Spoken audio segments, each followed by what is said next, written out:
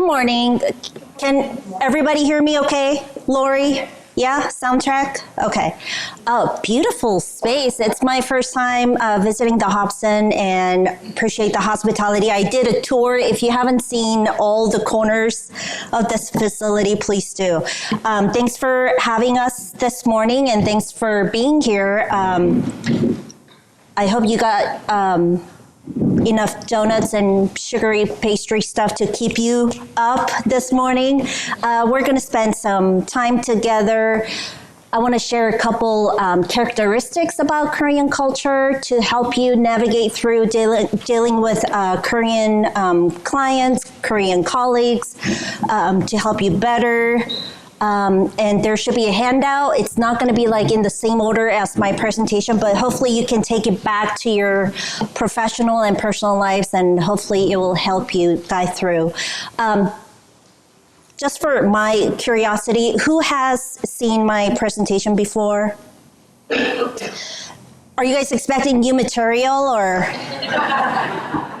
hopefully I can give you some new perspectives. So could you raise your hand if you're from like hotel, hospitality industry? I've seen more names from hotels, so raise your hand. Yeah, okay. Hospitals, okay. Schools, Ethan, yep, I see you. What am I missing? Utility companies. Okay. Wow, you guys like to group together, I see. Okay. I'm not hospital, but a hospice. Okay, okay. Who am I missing? What industry am I missing here? Nonprofits. Oh, of course. I'm a nonprofit director, so how dare I? Okay, awesome. All right, we have a banking. How could I forget? I'm a CPA. How dare I? Yeah, we have a good variety. Hopefully, it'll be maybe 40 to 45 minutes of the presentation, but hopefully we can have some Q&A session in the end so you can actually ask questions. I trust that we're trying to learn something here, that it's going to be a safe space. There's no such thing as stupid questions, right? So I hope you feel comfortable enough to ask me questions. Otherwise, you can Google it after the training if you don't trust me. But we'll go from there. Sounds good? Okay, so as Courtney said, I was born and raised in South Korea, so I came here when I was 13. So this is a picture of my very first birthday, all dressed in Korean traditional clothing. So I just turned 1 on this day, and we have a big celebration for 1-year-old. As you can see, it's like a festival on the party table. We celebrate that because since the Korean War, like it was a miracle if the baby survived the first year of their lives. So we still carry that tradition. And you might see there are a lot of Korean Americans still celebrating this tradition. So you might see this. I was born in a tiny island that's south of South Korea. That's why you see a huge boiled octopus, our town's specialty. So if you see a boiled octopus on the birthday table, that means party. So that's what you see there. And then my mom was pregnant with my younger sister, so I'm the middle child of 3 girls as a background. So I came to America when I was 13, so English is my second language, went through the whole ESL program in Virginia, and then I moved to Indiana, attended West Lafayette High School and Purdue University. All of my sisters went to Purdue University and became a CPA, studied accounting and finance at Purdue, got a job in Chicago, became a CPA there, and something about Indiana, it just sucks you in. It's like black hole. Once you've been here, it doesn't let you go. So I came back to Indiana and became a director at International Center of West Lafayette. As you can imagine, Purdue University is very diverse. There are a lot of Koreans as well, Chinese, Indian, international students, and we serve peripheral family members that come with Purdue students. So we offer like English conversation groups, and just for an opportunity for new towners to come mingle, practice their English, be comfortable in their community. So it kind of reminds me of my ESL times in Virginia. So like it's, I'm very, it's true to my heart, like that environment. So the picture, you can see David Tharp in there. He's right there. Moyers Consulting was hired to help out with building Sister City in China. My partner, BJ Moyers, is fluent in Chinese. So we go way back with Kokomo, with the previous mayor, consulting Chinese part. And then when the Star Plus Energy happened, hey, I happen to speak Korean and I know something about Korea. So we were called again to work with Kokomo. So it's like my second hometown. I'm here quite a bit, been training the business culture to Kokomo Chamber members, been training first responders in Howard County. So I've been around. I try to eat out here when I'm visiting, and I get like weird stares, and I go, oh, someone's been to my business training.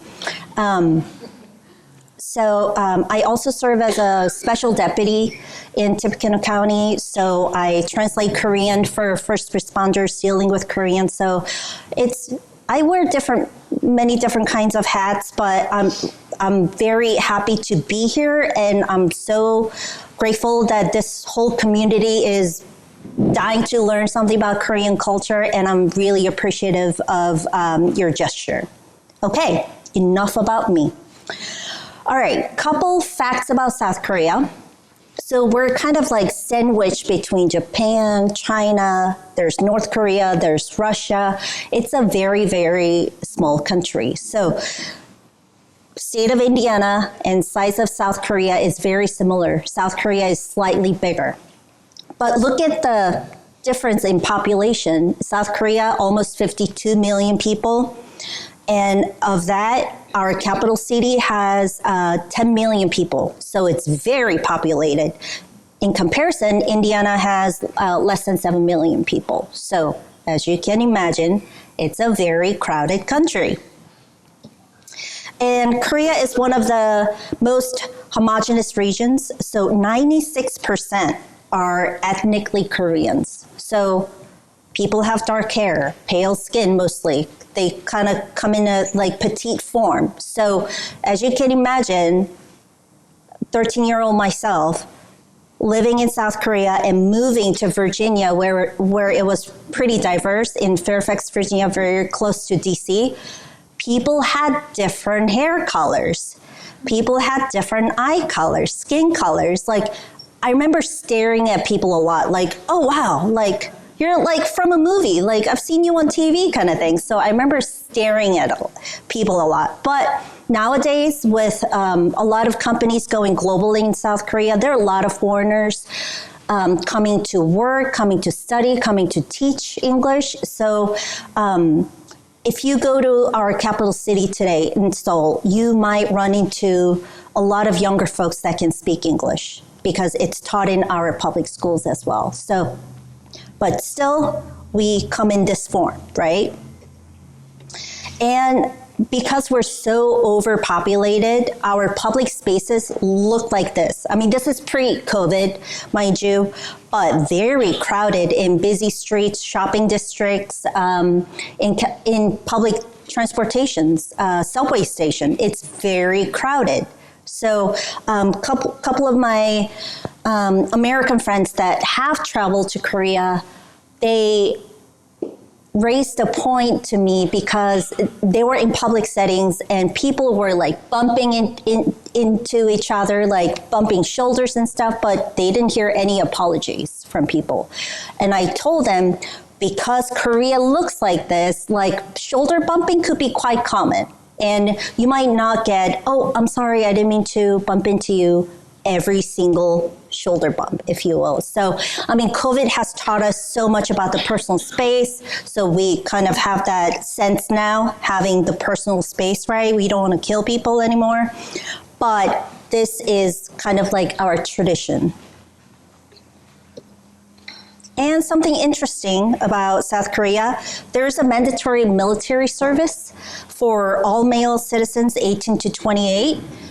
There could be exceptions, of course, but that is the norm. So in the maybe after high school or in the middle of college, your guy friends will be gone for 2 years and come back like all buffed up, like they have new sense of life and they're like so adult-like kind of thing. So it's really unique experience for Korean guys. So if you ever have any trouble communicating with Korean guys, ask them about their military service experience, because they most likely have gone through and they will have a lot of stories to share with you. So they serve for about 2 years, and you name it. We have all the branches of military: Army, Navy, Air Force, Marine Corps. We have that. So because, as you know, we have that ongoing tension with North Korea, there are a lot of military presence from U.S. as well, from other countries. So it's so common to see military folks dressed in uniform just walking in public streets. Like it's pretty common. Okay, let's get into Korean cultural mindset. Anyone, could you raise your hand if you have worked with or dealt with Korean clients, colleagues before? Yeah? Okay. So just speak up if you disagree with me. Like, I would happy to talk it out. Like, there's so much about Korean culture I need to learn as well, and it's, as every culture is, it's developing and it's always changing. So I'm just coming from a very traditional characteristics, but as you encounter different Korean, it's different individual by individual, right? Some people have maybe studied overseas, so some might be speaking better English than the other, or some might be more open-minded, more westernized than the other. But today, for the sake of this presentation, we will just talk about the traditional Korean culture aspects. So, teachings of Confucius, the Chinese philosopher, is deeply rooted in Korean culture. So it's about respecting elders and authority. That's why we bow when we meet older folks, our older family members, someone at a higher hierarchy than you are, so your bosses and stuff like that. And collective mindset. So as you might have seen, Koreans like to, they like to like group together. You probably see them going to work together, having lunch together, and going out for drinks after work, and then go home together kind of thing. So the collective mindset is very, with the younger generation, you might see it less, but it's still there. It's like energy. So if you are interested in Korean history, you can look it up. But we had so many foreign invasions throughout our history. I mean, we had the years of like Korean War going on. We were invaded by so many different countries. So we kind of have that sense of belonging. We gotta keep up what's Korean, and we gotta keep it together, kind of thing. So it's just in our genes. Like it won't go away, even if you live in overseas for a while. So, and it's also reflected in the language that we speak. So we use the word us or our a lot. So our in Korean is uri. When Koreans refer to their country, their family, their mom, we use the word uri. So if you directly translate that, I'm saying our country, our company, our mom, our husband. Like, we literally use the word uri when we refer to our husbands or sisters. And it's reflected in the way we speak as well. So if someone like says, oh, you know, our husband, they actually mean my husband, right? So another thing is, so I've mentioned that Koreans love to group together. It's kind of like, think of it as you are traveling overseas or you're living overseas. Would you look up if there's any American restaurants nearby, or if there's any group of Americans live near you? Like, would you consider doing that to see if there's someone that you can connect with and get information? Would you consider that?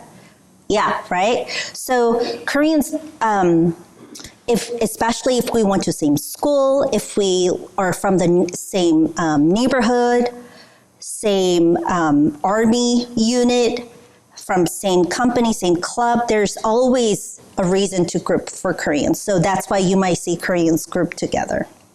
So because of that, we like to focus more on the greater goods that would benefit the whole group rather than what's going to be my own benefit kind of thing. So that as that diagram shows you, it's kind of like, it's almost like the opposite of American culture where individualistic is so strong in America.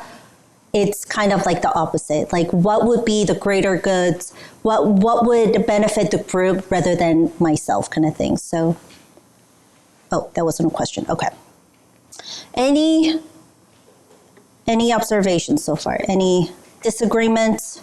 Sue, you're wrong. Okay.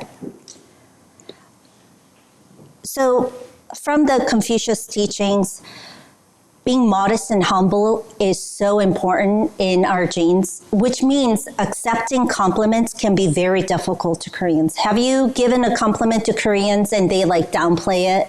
Oh, like if you say, oh, you're so smart, and they go, oh, no, I'm stupid. Yeah. Even though I know I'm smarter than you, but I'm going to say I'm dumb because I must keep the modest, the humbleness that I am. So accepting compliments, if they downplay it, just know that like we're just not used to accepting compliments by saying, yes, I am smart. Thank you for pointing that out. Like you'll never hear Koreans say that in a general sense. And the hurry culture. Have you seen Koreans walk in the streets of Kokomo? What did you think? Walk fast? Like there's a wind, right? Koreans like to, there's a very fast-paced work environment that probably helped our economy building from, we were like developing country after Korean War, like we literally start from dirt, right? And then became like one of the strongest economies in Asia. And the hurry culture, it's called 빨리. You might hear that from Koreans, like 빨리, let's go. You might hear that from Koreans. We just like to get things done fast. So I wish we had some like BMV folks here because I need to warn them, like Koreans might seem impatient with you, but just know that in Korea, even with like government paperwork, it could be quite a fast turnaround. So, oh my gosh, 7 to 10 business days. What does that mean? The weekends don't count? So you might think that like, oh, like Koreans are impatient, but just know that like we just come from like very fast-paced, very competitive kind of environment. So what triggers that is our internet speed. I don't know if you can read it all the way from the back, but South Korea is very at the top. And the red is US. I'm sure I chose this picture because it just makes my point better. I'm not sure if it's the most current one, but we were maybe one of the first countries that rolled out 5G. It's possible because it's such a small country that it's manageable, right? Tower there, connect. So even when you get onto the public transportation in Korea, no disconnect. So anybody from Comcast? Okay, good. It's gonna be a struggle. Just kidding. But just know that like because we have like such well-connected internet, you see, I mean, Samsung, right? Like the cell phones, we are just very information-based. Like if something happened, you probably need to know it right away kind of thing. More faster than what you would see in American culture. Yeah, so good luck, Comcast, with that. So Confucius principles and being modest and being humble, it's embedded in our genes when we bow, right? So different levels, different degrees of bows, but the deeper you bow means the greater level of respect that I'm showing. So if I'm meeting like the president of South Korea, I'm probably gonna do like, hello, like it's gonna be deeper than like my usual, oh, hello kind of thing. So you've seen Koreans bow before, yeah? Do you guys wanna practice bowing? Like while you're seated, maybe let's try the 15 degree, I'm gonna measure your body. Do you guys wanna practice? Okay. Okay, swallow everything you're chewing. Okay, just making sure no one's choking. Okay, let's say hello. Hello. How does it feel? It feels okay? Yeah.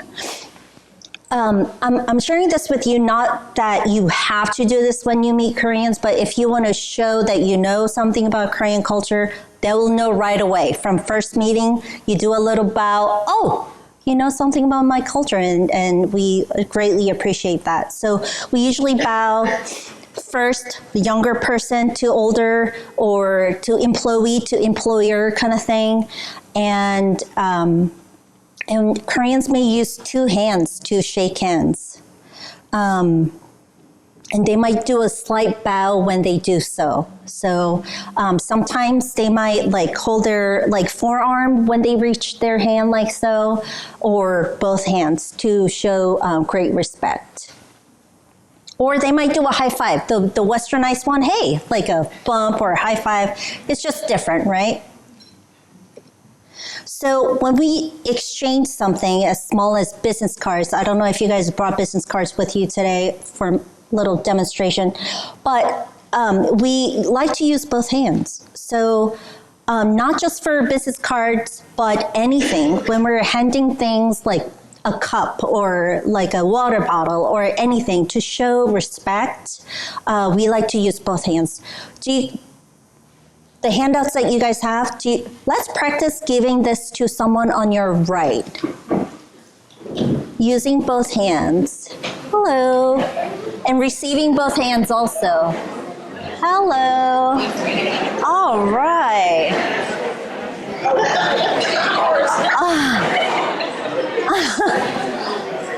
Awesome. Oh. See, I saw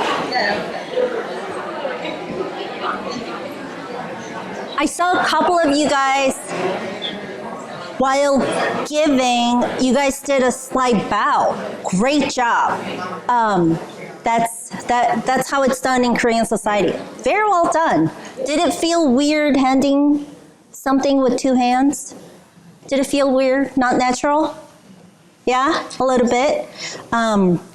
But it would show a great respect if you're doing this to someone that you just met. So when you receive those business cards, I think in America, I feel like the business card culture is kind of going away, but like in Korea, they still highly value having business cards, and it kind of sets the tone of the meeting, if you will. So after you receive it, let's not just like put it in your pocket of cell phone or like back pocket. Like if you like take a look at it and ask some question, or if you show interest that you're reading the business card, that would go a long way. Any questions about that? Okay. Because we have a couple of folks a lot of folks from hospitality, when they're making reservations, just wanted to give you a perspective of how the last names actually sound in our language, right? So I've listed very common Korean last names. I'm sure you've heard, like it's very short. This is how convenient Korean names are. Kim is actually pronounced Kim. Can you guys say it? Kim. So it's like the soft K sound. Lee is actually pronounced E. Can you say it? E, right? Mr. E. Park is pronounced pak. Pak. It's like chicken, pak, pak, pak, right? Pak. Choi is pronounced che. Can you say it? Che. It's not so bad. Che, yeah. Kang, it's pronounced kang. Can you say it? Kang. Kang also means river, like Han River in South Korea. Yoon, the last name of our current president, is pronounced as you would think, Yoon. Yoon. Yoon. Was this helpful? All right. So, let's see.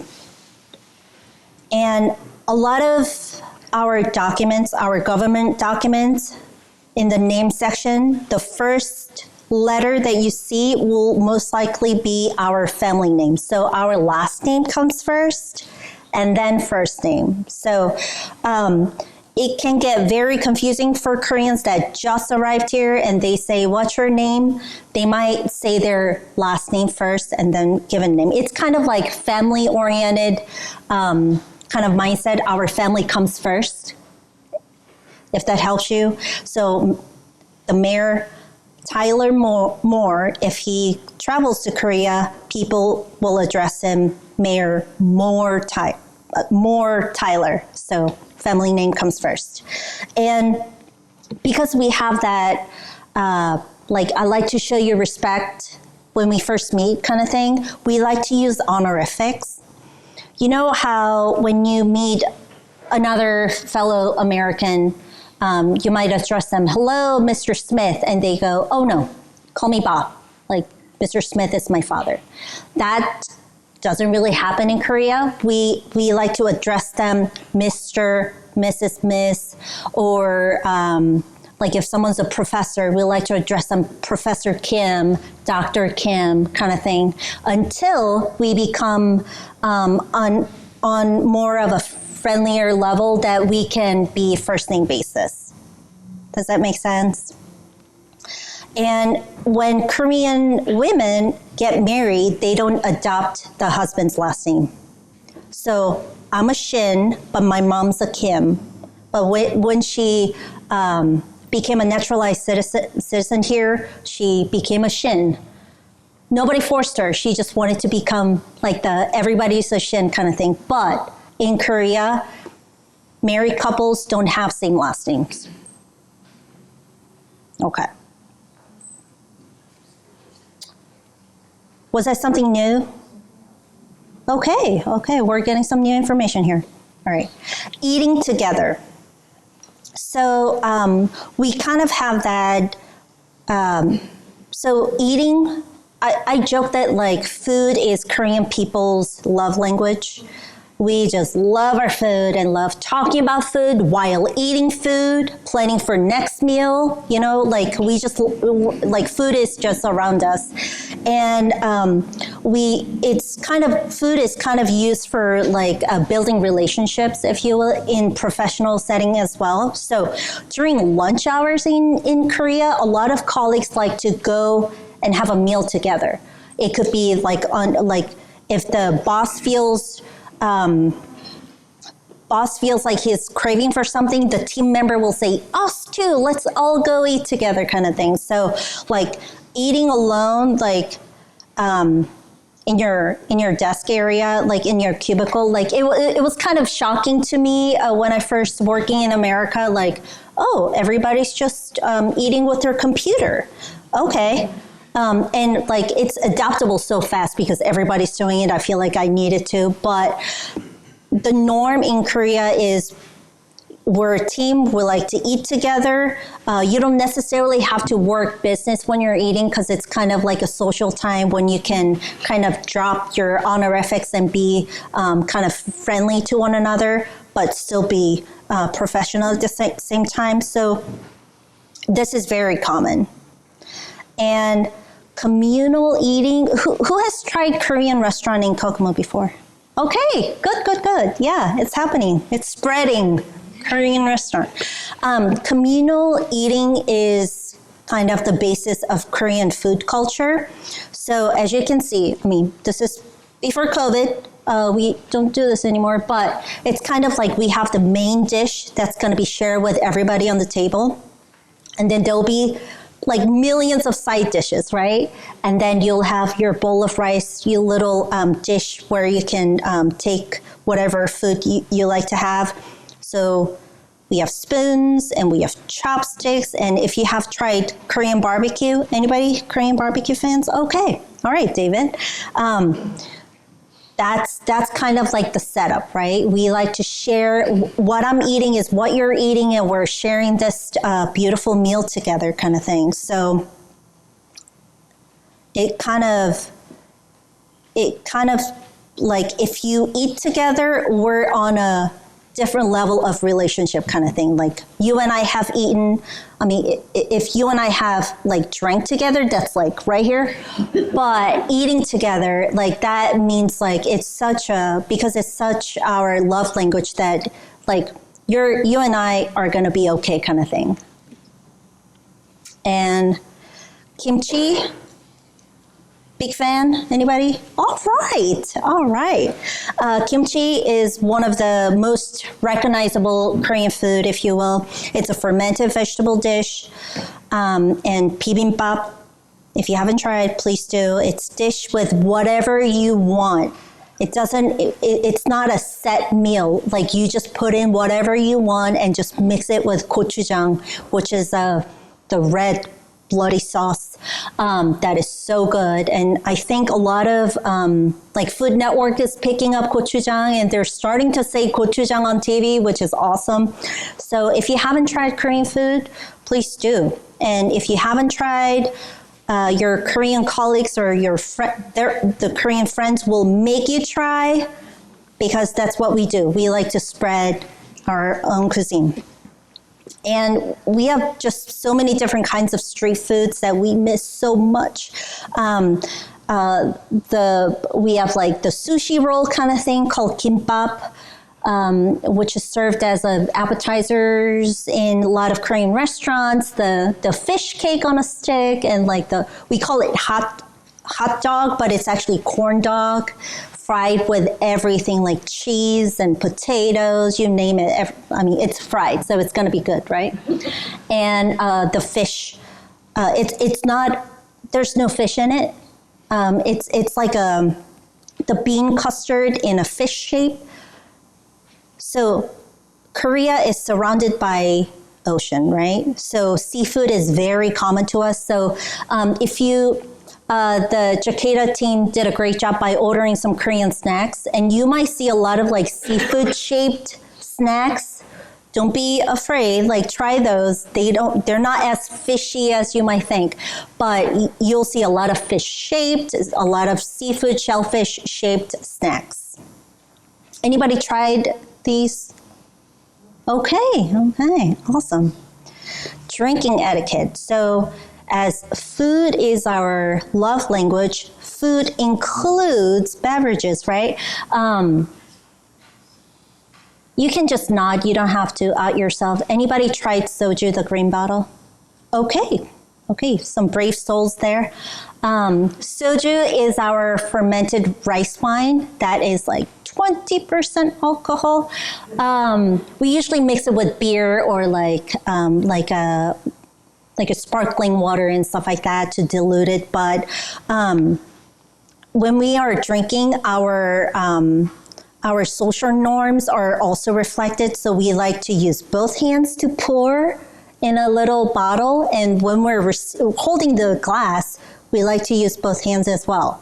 And when we're eating or drinking, we kind of have a tradition where we wait, the younger folks wait until the oldest person or the boss of the team initiate eating or drinking first. So we kind of have that. I still do it. It's just embedded in me. I can't get it out of me somehow. But we kind of have that. So if you have a business meeting with like group of Koreans, you'll see Koreans wanting to like get the best seat, the most comfortable seat for the boss, and then the lower employees will be seated around him so they can kind of like take care of the boss man or the grandpa, right? And grandchildren kind of thing.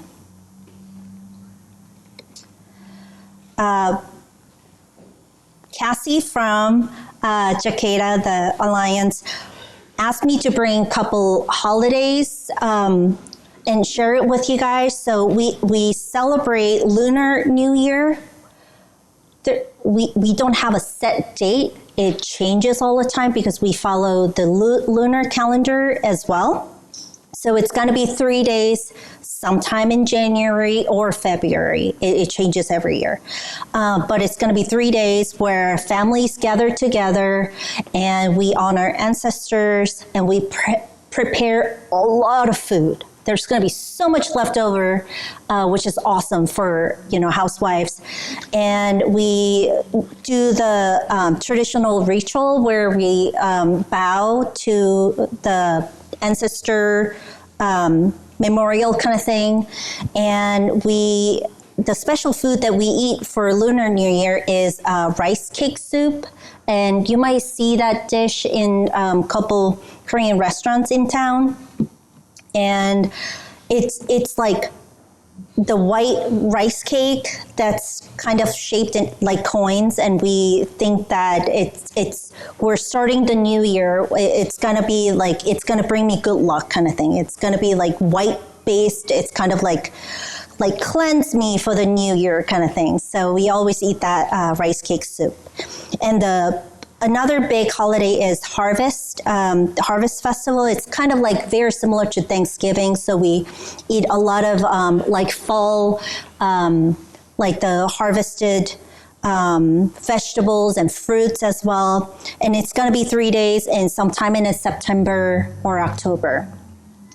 And it's very similar. Families gather together and we honor ancestors and we thank everybody for the fruitfulness of all of the food that they're preparing. And on this day, we eat half moon rice cakes. If you haven't caught that, like we love rice. Like rice wine, rice cake, right? Rice cake soup, and we eat rice as a base. So those are the two major holidays. And one like special holidays I wanted to point out, like May 5th, Cinco de Mayo, right? It's Children's Day. And that's the day where we celebrate all the children in the nation. And so if you could imagine like amusement parks and museums, like libraries, they hold like crazy events where all the kids are more than welcome to celebrate. And 3 days after that, May 8th, it's Parents' Day.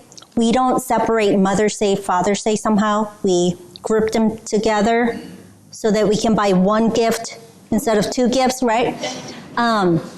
So depending on how well parents organize Children's Day, they have a really good Parents' Day, right? Like, oh, I had a really good Children's Day. I got to do something for my parents. And then 3 days later, we show appreciation to our parents. So May is kind of like a lot of family-related holidays.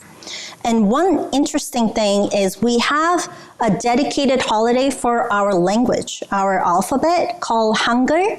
It's October 9th. And interestingly, we actually know who invented our language. Do you guys know who invented English, American English? We do. So it was invented by our King Sejong in the 15th century. And if you go to our capital city, you see a huge statue of him. We're just so thankful of the invention of our own language that we kept for so long. So we appreciate, it's a day of like language appreciation. So there are a lot of like fun events going on, especially at the libraries and schools. So I thought those were very different holidays that we celebrate. Okay, let's practice some Korean phrases. So we have a polite way of saying we have a formal level of language and informal one, and I'm just going to teach you the formal one. Most likely you'll be meeting Koreans for the first time, so let's practice saying hello polite way. It is 안녕하세요. Can you guys say it? 안녕하세요. So good. Did you guys know this before? No, okay. So when you meet someone that speaks Korean, if you do a little bow and say 안녕하세요, brownie points. Can you guys say it again? 안녕하세요. Right. And let's say you have built a relationship with this Korean person and you're on a first name basis. You can shorten it. So it will be the first two. It will say 안녕, 안녕. And people usually do like, hello, 안녕, right? 안녕. That's the informal way of saying hello. Memorized? Check? Okay.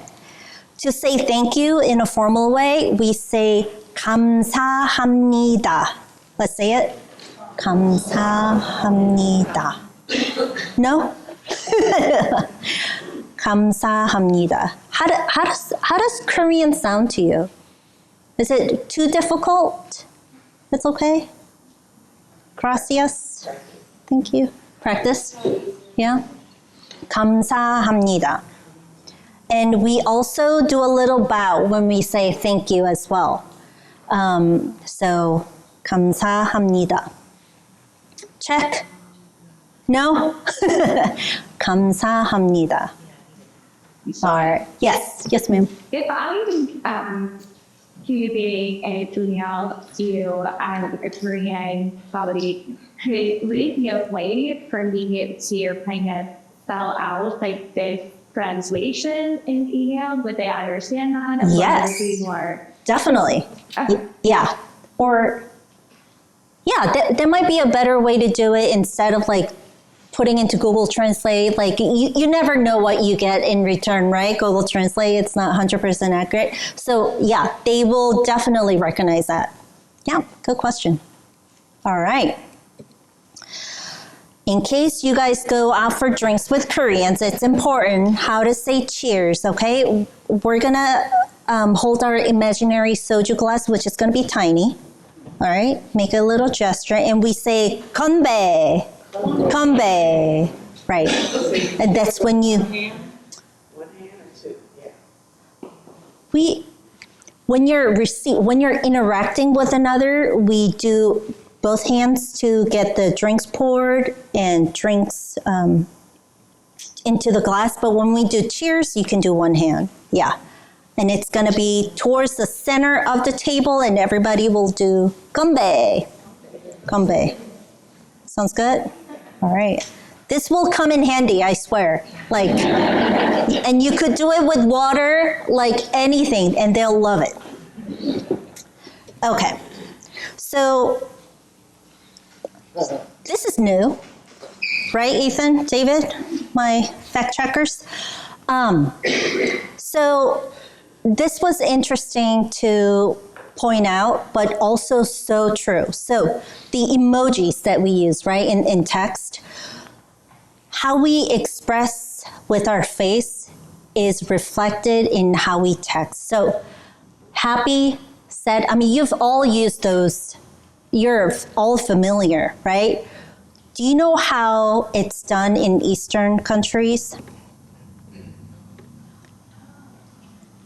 So what difference do you see first?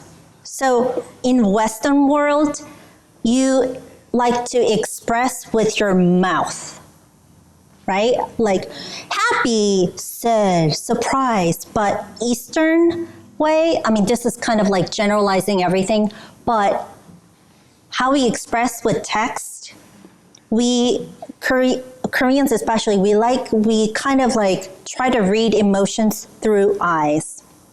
So one of the things that I noticed when I came to America and saw how Americans express, I could see your whole teeth Like, you show me so much of your teeth, I am overwhelmed, right? You'll notice that right away when you're interacting with someone from Southeast Asian countries. Like, we don't really use our mouth when we talk, but we are gonna like try to read you with your eyes kind of thing, right? Do you agree? And I'm not just coming up with this concept. There's actually like PhD doctors studying this because it's so fascinating how we express, and it's obviously shown on how we text and communicate on the paper. So to illustrate that, I've found a random kindergarten graduation photos. On the left, American kids are like, yay, like I've graduated, like smiling, but our Korean kindergarten graduates, like I'm stoic, I'm proud of myself, like not really showing emotions with our mouth. So I thought that was interesting. So sometimes I hear comments like, oh, Koreans feel kind of cold when you first meet them. It's because we're not used to like smiling at strangers when we meet them. If you're a Korean and in Korea and you smile at strangers, like in overcrowded settings, you're crazy. Like you will look so out of place because we don't, it's such an American culture, right? Like making small talk. Oh, you're liking the weather? It doesn't really happen in Korea. So it could be a very challenging thing. On top of language barrier, if you're like talking about the weather, oh, shoot, what word do I know about the weather? Sunny. Sunny is the only word I know, but it's not sunny. So what can I talk about this person? So as you can see, it could be a very much of a struggle. So maybe talk about something like obvious. If they have like a cute purse, or if you have like interesting tie or interesting shoes, like, oh, like I like that color. Like let's kind of like, it's something that they can easily talk about. Like choose that instead of the usual American small talk topics. Not elections, no. But you could do small talk, but you might have to like kind of search for the right topic to talk to someone that especially is struggling with the language as well. Speaking of indirect communication, I thought this diagram was hilarious, but so true. The way Americans communicate is more direct compared to how Koreans communicate. So I bring this up because my folks from banking, let's say you're talking with Koreans for the first time, don't expect to get a yes or no at the end of the conversation because they will take some time. I mean, first of all, it's in English. I'm going to have to Google Translate everything back home. And they're going to have to talk to their families, their colleagues to see, if this is the right product, right service for me kind of thing. So it will take time. Like it's kind of challenging for Koreans to say no to your face.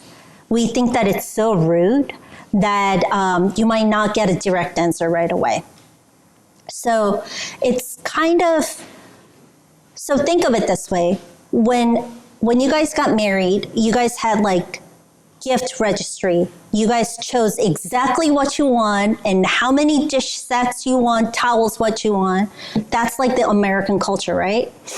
In Korean culture, when people get married, we don't really do wedding gift registry. We kind of consider like it's kind of rude to ask this to this person kind of thing. So it's kind of like, if you ask Korean couple, what do you guys want for your wedding? They'll say, oh, we're okay. Just come. Like your presence will be blessing. But just know that they are expecting something. Please bring envelope of money so I can buy what I want. So it's kind of like a different mindset. American, very direct. I know exactly what I want. Give me that. But in Korea, it's kind of like indirect, kind of like, if you could read the room, you'll figure out what I want, kind of thing. So reading the room is like the essential skills if you want to build good relationship with Koreans. So if you thought indirect communication was, yes. Quick question on that, Sue. Yes, ma'am. So in a business setting, if we have an answer that we need, is it better than to do that through an email and not a verbal communication? I would say written thing might be better. That way you're not expecting an answer right now in person. So I think the written might be the better way to go. Yeah. So if you think indirect communication style is just Koreans, you're wrong. Let me prove this to you. Okay. I'm gonna raise the volume there. There are some popular sayings that you'll understand if you're from the Midwest. No, yeah means yes. Yeah, no means no. Yeah, no for sure means definitely. Yeah, no, yeah means I'm sorry. Unfortunately, the answer is yes. No, yeah, no means oh yeah, nothing to worry about. Well, this word can either be identified as an exclamation point or a short way of saying, I guess that's just how it goes. Oh, this word is commonly known for being a shorthand apology. Let me just squeeze right past you. Means, excuse me, or please get out of my way. Did you guess everything right? So I got like maybe 60%, so I feel like I have more way to go learning this, but look at what you guys do too, right? Yes, no, yes means what? Like, it could be very confusing, but I think like the culture and the subculture, we kind of have that indirect, direct way of communication. Do you guys agree with the video? Okay. Yes. So, in one of your presentations before, didn't you say that you have to ask the same question like 3 times to actually get the correct Good point. Yeah. Someone pays attention. So asking a couple times is in a situation where you're offering something. Like, I want to give this person a donut. So American, Korean, please have some donut. The Korean person thinking that there not be enough donuts for the whole room. The Korean person at first might say, oh, I'm okay. Give it to others. If you ask one more time, the Korean person might say, oh, I'm really okay. I had breakfast. But if you ask the third time, they may say, oh, if you insist, I'll take one. 3 times. I didn't choose this culture. I didn't, but after 20 plus years living in America, I still do it in case I'm causing some sort of burden on someone. I just want to make sure everybody is taken care of before I take that donut. So I haven't taken any donuts yet. It's all for you guys, but I may take one if there's leftover. So thank you for bringing that up. So when Korean person refused first time, maybe ask one more time just in case they really meant to say no. Thank you for bringing that up. Yes. So, kind of the healthcare perspective, would that be the same for like case medication, ventilation? Oh, if they're hurt, they'll say I'm hurt. Yeah. Oh no, we don't hide pain. No. Oh, good point. Yeah. Let's talk about a couple of body languages I'm going to mention here. So, as I've mentioned, using both hands to show respect. Especially when we say, come here. How do you guys say come here? Like, how do you gesture come here? Like that, right? In Korean traditional setting, this means, let's go, let's fight. Uh-oh. So what do? We say, please come here. Or we say, like, come here, have a seat, kind of thing. So opposite. Right? And the frequent bowing, if someone says, oh, yes, yes, yes, nodding or bowing, that doesn't necessarily mean they agree with you. It just means I'm listening, I'm receiving what you're saying kind of thing. So it can be kind of confusing. So make sure you kind of clarify that.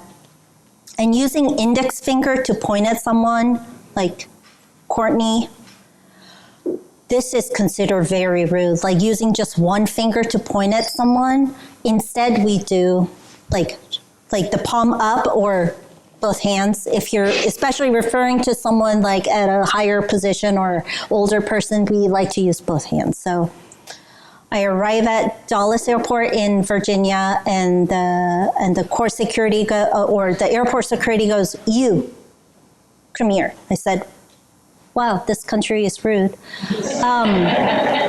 It just felt so like targeted by like pointed with one finger. It's just not common in Korea. But if you want to pick a fight, please do. Like let's go. But we do the opposite way. For our friends from hospitality, in restaurant setting in Korea, tipping is not common at all in Korea. So, but when Koreans come here, we know that 20 to 25%, the tipping is kind of like the American culture. So they have to remember to add tips on top of taxes and everything. But in Korea, we're just not used to tipping. So just keep that in mind. And for my hotel friends, if you offer slippers, I think Cassie got some slippers as an example. We take off our shoes when we get home. Do you guys keep your shoes on when you get home? Okay. Americans evolving. Oh, right. So because we like to keep our shoes off, we always get into like indoor slippers kind of thing. And they might appreciate that, having that available in their hotel rooms. So thank you, Cassie, for bringing the slippers there. And utility folks, my friends, is it American Water? Yeah. Okay.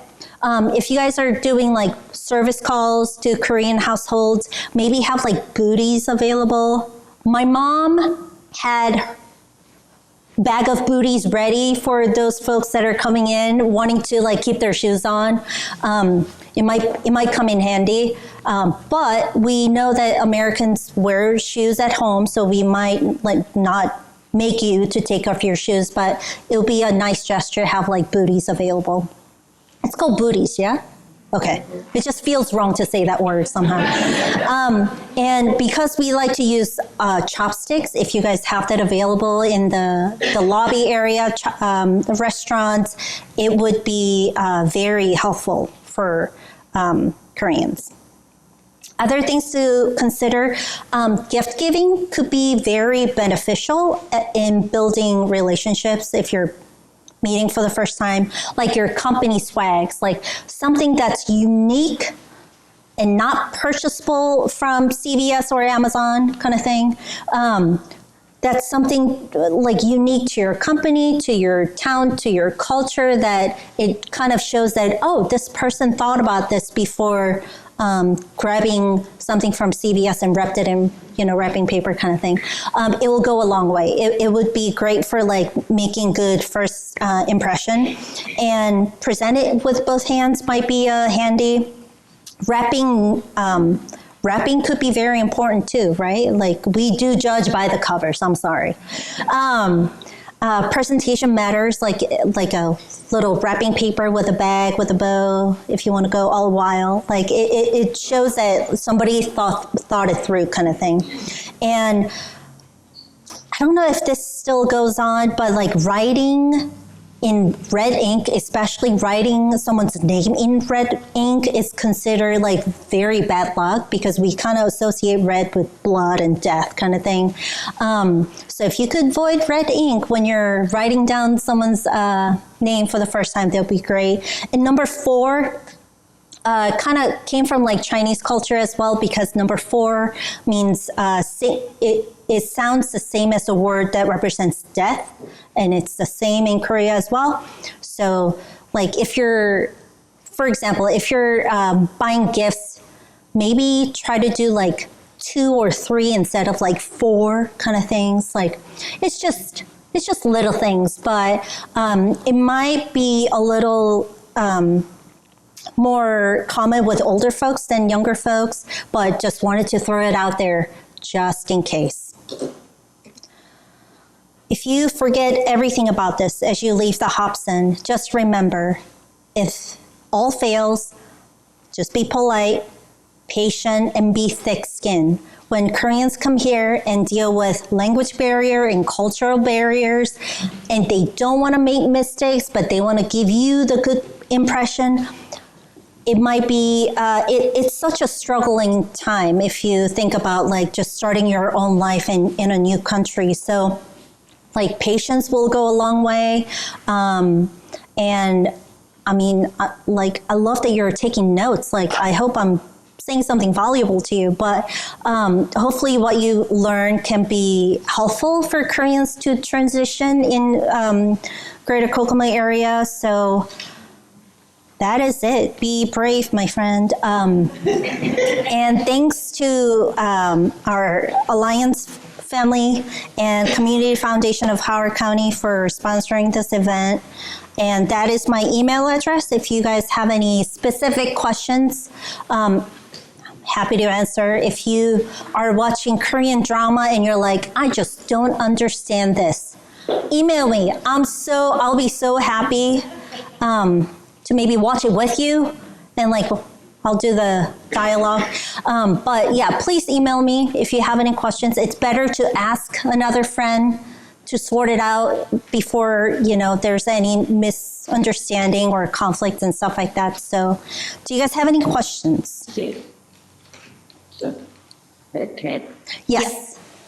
What is important to lucky, like lunches, meals, sports, For people? Oh, they'll be totally okay. Yeah.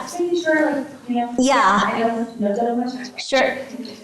Awesome. Thank you. Yeah. Yes. And I just think out there, what are the cultural differences in the last year yes, elderly needs that all of us need that. Like a nursing home? As far as in the flight there, are the police that they are accepted expert help funding into the home that our classes there that we get to honestly more has to change culture anyway. Just so one is there same thing don't have the extra kind of people hands. We kind of have like family, like within the family, they'll take care of themselves. Like the system is there, the hospice system is there in Korea, but we kind of want to take care of our elderlies within the family first, and then like the hospice will be like the second choice kind of thing. So like being control and all of that. Korea has a really good healthcare system compared to America. So that we're the Koreans are here.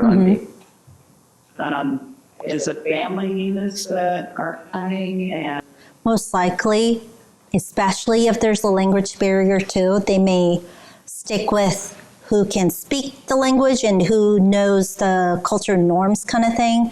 So I've lived in Chicago area for a while, and there's a huge population of Koreans, and there's Korean nursing home there that is very well utilized by Korean folks, because Koreans living here is becoming more Americanized, and they see the system. It's so well organized. We want to take care of that. We want to create that, but with our cultural twist kind of thing. So there's like a dedicated Korean hospitals that's well staffed with like Korean nurses, Korean doctors, and Korean hospice staff and stuff like that. So it's kind of like, let's take care of ourselves within the family first kind of approach. Yeah. Anybody else? Yes.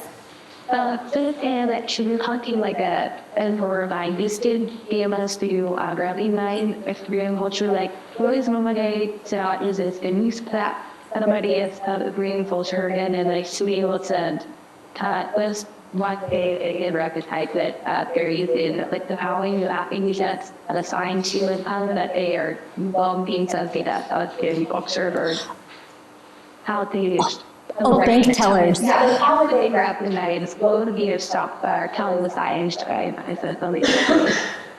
Like saying hello in Korean might be like a really fast way to do so. They can usually see you, right? The bank. Yeah. Yeah. And I just don't know, like, in my, like, like the other culture, like, I didn't know if he was intended to say, like, hello, employee. Not at all. Oh my gosh, no, not at all. And especially if you're like handing back like the receipt with both hands, like it'll be so unusual for Americans to do that to Koreans. So like that, like small gestures like that would be very helpful and be recognizable. Don't afraid to say hello in Korean to Koreans. Like even if it's broken, like we appreciate that. Like you're trying. So that's what it counts. Any other questions? Oh, yes. In healthcare, are gender barriers to ensure that male function to see a female doctor, a female will see an advanced person? I'm still like that. I prefer female doctors after all these years. So I think you will see that a lot. We're just comfortable with our own genders kind of thing. So yes. Aren't we all like that? Am I just weird? Okay. We had a question in the back, ma'am.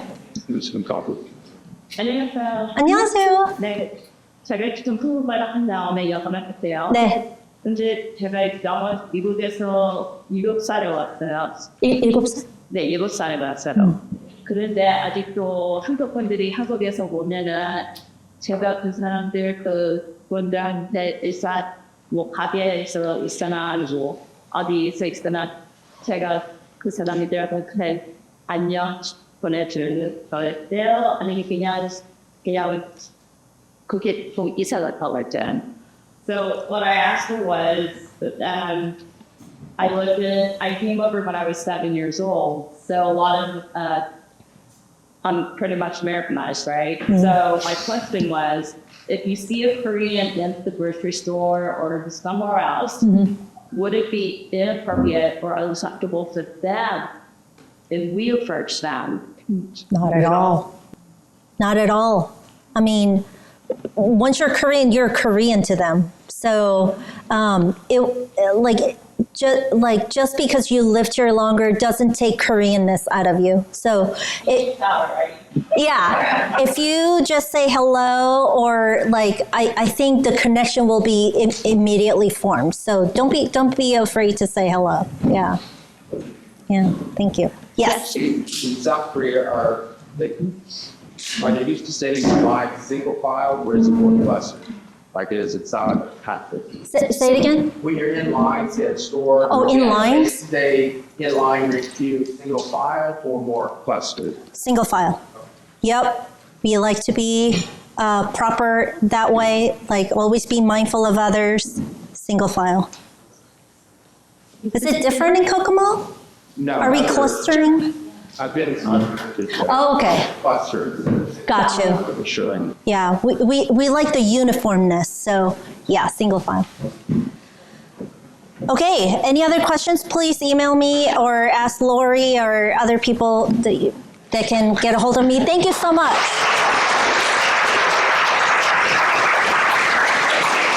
Okay.